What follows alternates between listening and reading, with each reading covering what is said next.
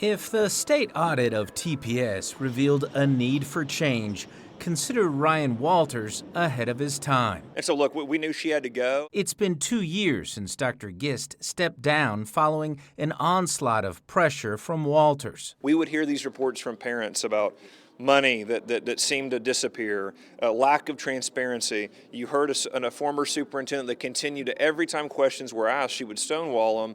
And so, look, we knew she had to go. Walters says TPS was not responsive to his concerns during the Gist administration. There were a lot of problems. I mean, there were things that I would find that were simply appalling that we would bring to the previous administration with no result, with no response. With the release of the audit comes the question: who bears the brunt of responsibility for the mess uncovered by the state auditor? Look, it absolutely is Superintendent Gist. The buck stopped with her as a superintendent, and the buck also stops with the board members that allowed those things to happen without proper oversight and then without action happening once they came to their attention. And look, if she didn't tell them these things and didn't give them the access to do it, that they need to be very clear about that's what happened there. But remember how hard it was for us to get Deborah Gist out of office because of some of those board members that were out defending her. Well, obviously all those accusations were true. Walters says he's complimentary of Dr. Johnson's leadership as he continues to review the state audit. I have had a whole different experience with this one. When I have problems, Dr. Johnson has responded to them.